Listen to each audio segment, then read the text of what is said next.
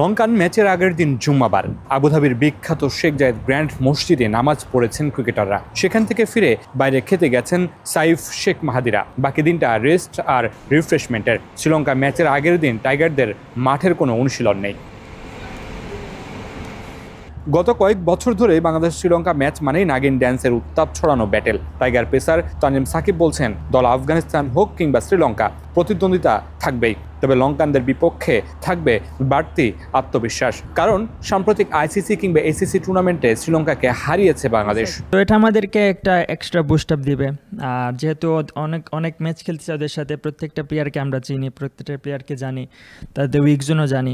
So আমরা well prepared হয়ে মাঠে নামবো। কণ্ঠে যেমন আত্মবিশ্বাসের ছাপ তানজিমের, তেমনি সাম্প্রতিক পারফরমেন্সেও আছেন ছন্দে। টি-20তে শেষ 4 ম্যাচে 6 উইকেট নিয়েছেন 13.33 গড়ে।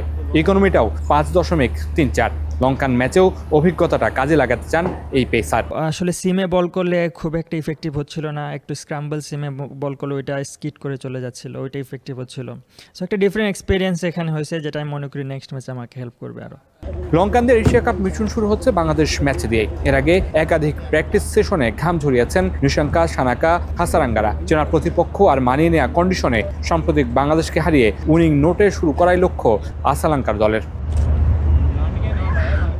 দু দলের আন্তর্জাতিক টি-20-র পরিসংখ্যানেও রয়েছে প্রতিদ্বন্দ্বিতার ছাপ। 20 বারের দেখায় লঙ্কানদের 12 জয়ের বিপরীতে বাংলাদেশ জিতেছে 8 বার।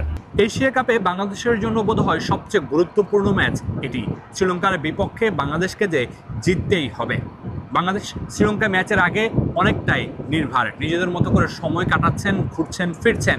তবে ব্যাক অফ দ্য মাইন্ডে নিশ্চয়ই শ্রীলঙ্কা বধের যে কৌশল, সেটাও এঁকে ফেলেছেন। সাম্প্রতিক সময়ে বাংলাদেশ শ্রীলঙ্কার রাইভেলারি অনেকটাই উত্তাপ ছড়ায় সমর্থকদের কাছে। সেই সমর্থকদের আশা বাংলাদেশ পূরণ করতে পারবে তো? মামুনুর রশিদ, স্টার নিউজ, সংযুক্ত আরব আমিরাত।